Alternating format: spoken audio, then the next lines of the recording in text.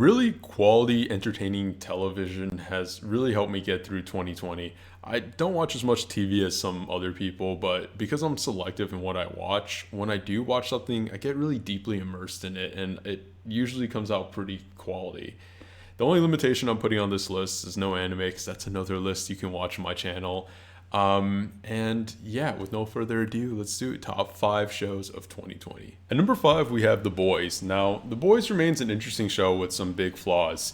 It has a big presence, great production value, and great presentation with some amazing performances and a really good, deep, reflective, real vision of like our world. But what the show does so well is it shows us that we really like do be living in a society. The corporate corruption, the anti-Semitism, the racism, like literally a Nazi character. It's the facade of just public perception and social media, and how much of that we eat into our daily lives, and how much we believe and idolize it, and how scary that all really is, and how sad it is that a lot of these portrayals and our jokes about like real life figures are actually kind of realistic. In addition, Homelander is just a fucking marvel of a character, from his character development just to acting. It's showing a powerful character who mentally separates himself from humanity, but ultimately, like deep down, really craves a purpose and affection is really well done. And his parallels to Butcher and how they're both like psychopaths in a way, but like in different ways, and how they're both trying to achieve a somewhat genocidal goal of eliminating basically the other race. Also, the story is really solid. There's a lot of twists. You don't know how it's going to play out. There's a lot of good tension in the show. So there's some good twists midway through, and it throws you just for a big loop overall. The only big flaw I have with the show is the boys themselves. I feel like they just do a lot of illogical things. They have a lot of plot armor. There's just plot holes in like what they're able to do and what they're able to achieve, and they're just kind of underwhelming as a unit, which is something I really hope they improve upon in the following seasons.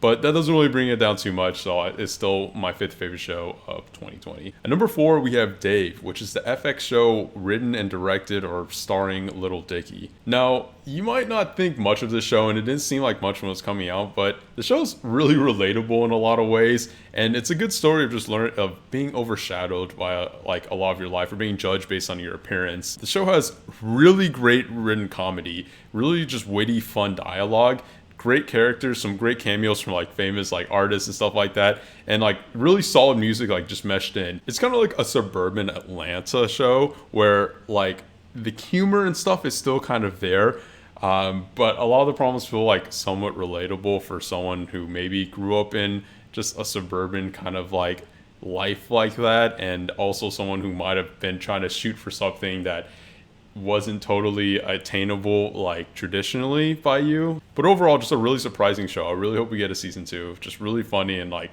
probably something that's pretty enjoyable by a lot of people. At number three, we have Netflix's The Queen's Gambit. Now, this show is great for a lot of reasons, and it was a really popular show, one of the most watched of last year, so it's no surprise that it's on here. But what really resonated with me, just like, was how well they did a lot of the themes. I mean, they talk a lot about addiction, whether that be through drugs, alcohol, or even just an addiction of winning, and chess as something that you might not look at as something that's harmful to you, but is an addiction in itself and really harmful to your psyche. They dive in a lot about how relationships are formed, whether that be loving relationships or friendships or family. And of course, it talks a lot about just like hard work, going from like nothing to something, having a troubled past doesn't define who you are. Obviously you get a kid from an orphanage who becomes a prodigy, or is a prodigy that becomes one of the most famous people in that realm, something that she loves. And there's also a few interesting little, moments of like just nationalism, religion, propaganda, stuff like that thrown in. And it's just really good for the interesting time period that they're going through, but also integrating it into chess. On top of that, the cinematography is really good. The mise-en-scène, the costuming, the music, the dialogue, just acting, story, tone, characters, development, like all the stuff you expect from a great production, but all is really done well for the time period. The messages, the way the characters are written and everything, just really quality. The only downside I could say is that I wish there was a little more chess stuff, like they would show a little more of like them actually playing chess, which I know is just like a personal thing. Like I know that's not, even though that's what the show is about. It's not like most important thing to show, but it would have been fun to see a little bit more. But I know, I guess, from a general audience, that might bore them. Number two, we have The Mandalorian, and like, you know what The Mandalorian is about. Like, you know what we're getting, and it fulfills everything I want in like a Star Wars product. So it lets me explore this vast, interesting galaxy, see different worlds, how they work in a post Return of the Jedi era. It focuses on a mix of familiar and new characters, different aliens, and has a great mix of drama, action, and emotion. I just adore everything that The Mandalorian is. It's just such a fun, exciting weekly adventure, and it's amazing how universally loved it is and how enjoyed it can be from people who kind of like sci-fi, some people who just like action, some people who just like a good drama, some people who are Star Wars fans, some who are not. It was something I watch every Friday night with my family, and it was just extremely fun to watch, even though we had a wide variety and vast variety of like knowledge on the Star Wars universe. Mandalorian at this point is just an iconic part of the Star Wars universe, and the pop culture impact of which Grogu/Baby Yoda can not be overstated. And at number one, we have Better Call Saul Season 5. Better Call Saul is just like the epitome of a phenomenally tightly written show, from its character arcs, its dialogue, and its narrative.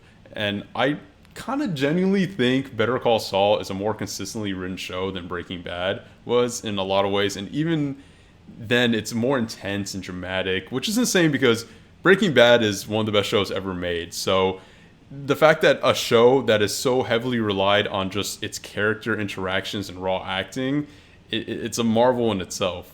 There's like the running gag or meme that like, when is Jimmy McGill going to become Saul Goodman? And honestly, part of the reason is that it's so hard to pinpoint when that transition is happening, because the show takes its time growing its characters, with each word he speaks and every decision he makes, blurring the line between the two even further. And going further back than Bob Odenkirk, Kim holds more than her own weight and is probably the best we've seen her in a long time in this show, with so much emotion and power behind her character.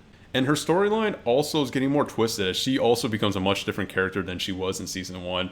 Even though she might be holding a lot more of a moral standing than Jimmy, the Mike, Nacho, and Gus arc is really well written, and it's interesting in itself and brings a lot of set pieces to the show and like kind of the action little fun breaks in a lot of the drama that the Jimmy McGill side shows. And it also kind of intertwines into the worst parts of Jimmy's arc in terms of worst for him as a character. The thing is, I'm just not super engaged with the whole drug dealing side of all of it.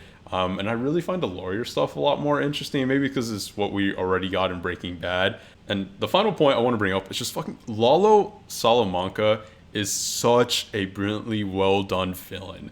Like, major props to the actor, because he's so charismatic, yet he's absolutely terrifying. And just through his like eerily, cheerily like demeanor, yet his intensity with his physical presence, it's just really well done, and probably one of my favorite TV villains like in a long time. Overall, with the season, like I don't know, the show is just so consistent, but I might say it's actually the best season yet. And it's just great setup going into this final season. Regardless of wherever it ranks within its own universe, though, it is definitely the best show I've saw of 2020. It's the one that gripped me the most, and the one that just entertained me for literally every minute on screen. I just felt there was no fat on the show and no boring moments to me. Thanks for watching. I know this is super late. It is like, 2 months into 2020, but wanted to get this one out there. Wanted to complete the top list of 2020 that I promised and I read and I, took notes of over the years. So appreciate if you are still watching this in 2021. And I think I only got 2 more 2020 lists I want to get out there before I can start working on fresh new content. So thanks so much for watching. Subscribe if you want more. Leave a like because it helps a lot. And see you next time.